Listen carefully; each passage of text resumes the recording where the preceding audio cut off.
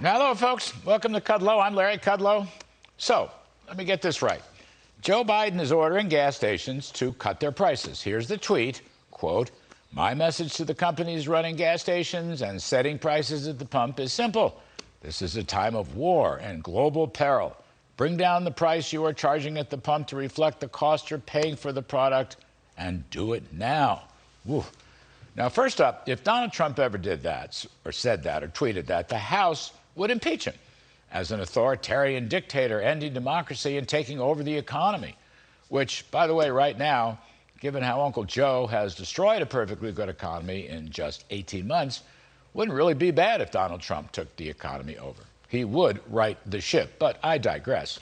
The industry people from the U.S. Oil and Gas Association blasted this Biden order in a very pleasant way over the holiday with this tweet.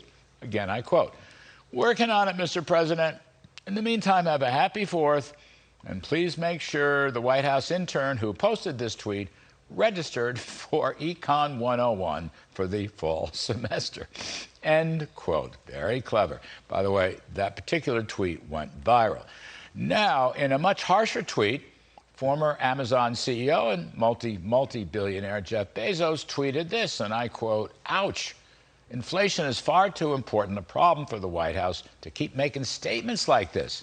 It's either straight ahead misdirection or a deep misunderstanding of basic market dynamics." End quote.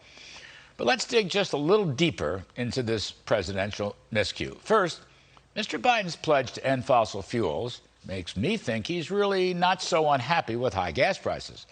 The far-left climate change people still think higher fossil fuel prices will move everybody to renewable fuels and renewable power.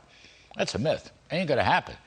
All that's really happening is middle-income working folks are getting killed by high energy prices, which are spilling into high food prices, and they're extremely unhappy with the reign of President Joe Biden. In fact, and listen to this, a recent Monmouth poll, the biggest concern for voters, 33% inflation, 15% gas prices, 9% economy, 6% everyday bills, and only 5% abortion. In other words, it's the economy stupid, or else it's inflation stupid. But remember, or perhaps Mr. Biden should remember, or perhaps his intern should remember, to have lower gas prices, you need more gasoline.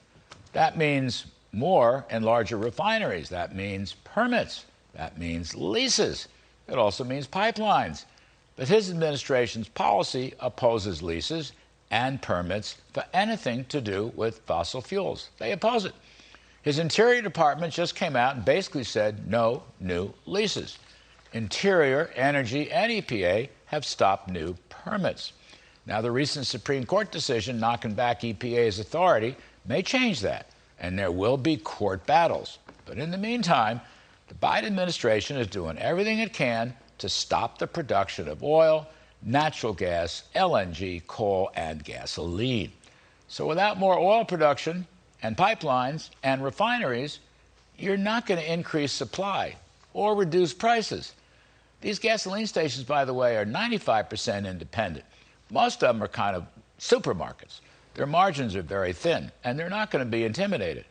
And then just to top it off, after several strategic petroleum reserve sales, get this, the Spro caverns will have been reduced by nearly 50%, from roughly 650 million barrels to about 350 million barrels. And it also turns out the Bidens are actually exporting Spro oil abroad, which is incredibly dumb. Spro is there for domestic energy security and U.S. national security. It's not there for political price fixing. The U.S. should be scaling up its LNG exports, which would create more production all around from the oil and gas companies. But here, too, Biden policies are standing in the way. And just to toss in one more point, it is rumored that the EPA will publish ozone rules that would slash or end oil production in the Permian Basin in Texas that has 43% of all American oil production. Now, with the new Supreme Court decision against the EPA, anything like these ozone rules will be taken to court.